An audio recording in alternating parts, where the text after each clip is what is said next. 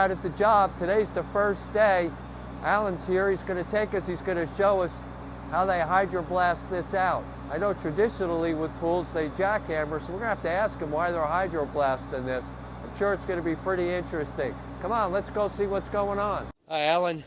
Good Morning, to Bill. see you again. Thank you. So I was all excited. So today's the day you start with the demo.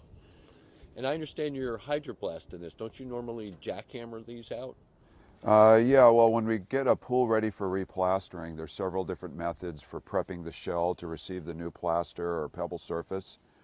The National Plasters Council approves several different methods. One of them is jackhammering or stripping the plaster off down to the gunite using pneumatic air hammers or electric. Sandblasting and bond coat, or what we have here is a hydroblast, which is a high pressure water system that removes the plaster and leaves a really rough profile. We warranty our work against delamination of the new surface from coming off the old surface for 10 years, so we have to have the best method we know possible. Hydroblasting happens to be a fairly new technique. It's been around for several years, but not that many people use it, and it's kind of an expensive investment. You kind of like to be the cutting edge guy, huh? Well, we like to do what's best, and if it takes technology, we don't mind doing that. So basically what we do here is we're going to, as you're going to see in a few moments, is we're removing the old plaster or shredding it using 40,000 psi pressure of water. We prefer that over stripping or removing the plaster with pneumatic air hammers because it has a tendency to beat on the old gunite shell, bruise it, and if it's on a hillside or there's other dynamics going, it could potentially do a little bit of weakening of the shell, or what we call shell trauma.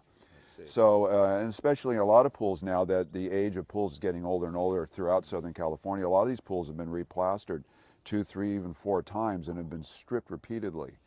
And the more often they're stripped, the more often some of that gunite's removed, and you keep removing a lot of the shell of the pool. And if you think of it this way, a swimming pool, the way it's built is the gunite or the structural cements the muscle and the steel reinforcements the bone. And we don't like to keep removing that muscle and getting it so far back that all of a sudden you see the steel cage by the stripping method. So the water blasting is the answer to that. It's very safe to the shell. It creates a great profile for the new material to stick to, and you can do it over and over and over again without damaging the shell, as you'll see in a few moments. Very cool. Why don't we go back and take a look? Let's go take a look. Okay. Well, this is a typical backyard pool that we're prepping. As you can see, it's covered. We use a landscape net, has small holes in it, and what that does, that contains the blast material, 40,000 psi. Water blasting will send plaster material literally 100 yards into the air. Very small pieces, fragmented. And this tent contains it, but allows it to breathe because of the holes. And we covered the back of the house with a little bit of plastic just to keep any debris or any dust or any slurry from blowing up on that if that gets by the net. And it's very contained and fairly easy to clean up after it's properly masked off and taken care of this. And but all the blasting takes place underneath that, whether it's a large commercial or a small residential. We always cover every pool to kind of contain the blast material. Pretty cool what you just saw there. Now that we've seen what Jetstream can do on a residential job, come on with me, we'll show you what they can do on a commercial job. Okay, so we're out here on site on a commercial job with Jetstream, and we're out here at Alan Smith Pools project. And hey, Alan, good to see you. Good to see you too. Always good to see you, right? And this is David Osher? Osher, yes, sir. Did I get it right? Okay, yes, sir. Good. From Jetstream, and I understand you came all the way from Texas. That's correct. Well, David, what I really like to talk about and explain here is being a swimming pool replastering contractor, which is our specialty, has been for over 30 years, is the importance of proper shell prep for a new resurfacing. It's everything. Prep work, just like painting a house, you know how important that is. Behind us, what we have here is a 40,000 psi water blaster built by Jetstream. You want to talk about this a little bit, and I'll explain exactly what it does? Sure. This is our 325 horsepower. As Alan suggested, it's 40,000 psi rated. Tandem axle trailer, a typical machine found and manufactured at Jetstream. Yeah. And what a water blaster does is it actually hydroblasts or physically removes or scarifies the plaster on a pool rather than stripping it mechanically with air hammers or jackhammers. And this is a very sophisticated piece of equipment. It's very expensive, but very worth it. And what we want to do is talk about the differences between water blasting and stripping, and go back and take a look at the pool and the profile it presents, and why we think this makes a lot of sense. Okay, here what we have is a medium-sized to large commercial pool, or a homeowners association pool. And as you can see, they have a landscaping netting tent over this pool right now to kind of keep the debris in, because the power of the unit blows little chips everywhere. And really the benefit of this right now, what we're doing here is number one, it's a very quick method to do this as opposed to stripping it with pneumatic air hammers. And it's creating such a rough profile for the new plaster to stick to. And I know that you use this type of a method in other industries. Talk about some of the things that they do with this big blaster of yours. Correct. So, in municipalities, you'll see in bridge repair, it's a similar concept where you want to remove the old material, but at the same time, leave well-adhered material. So this applies to concrete demolition, basically removing any material that's hardened, and it's a good fit for the pool plaster industry as well. Mm-hmm. Well, we see the benefits of this very much like what you're talking about in swimming pool replastering. This pool here has been replastered twice before. It's been stripped twice, and the gunite substructure has been gouged up with the stripping. Every time it's stripped, a certain amount of the gunite is removed.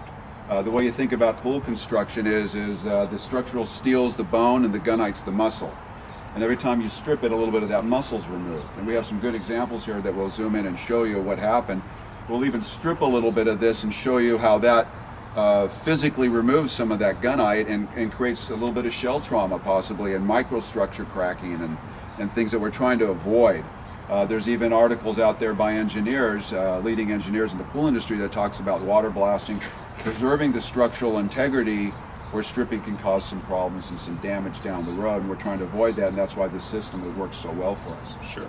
So, as far as that goes, the cost in these machines kind of range a little bit by what they really the size you buy. Want to talk about that a little bit, or? Sure. Yeah. I mean, depending on the horsepower of the machine, the pressure and the flow that you desire, depending on what you're doing, the price is going to vary.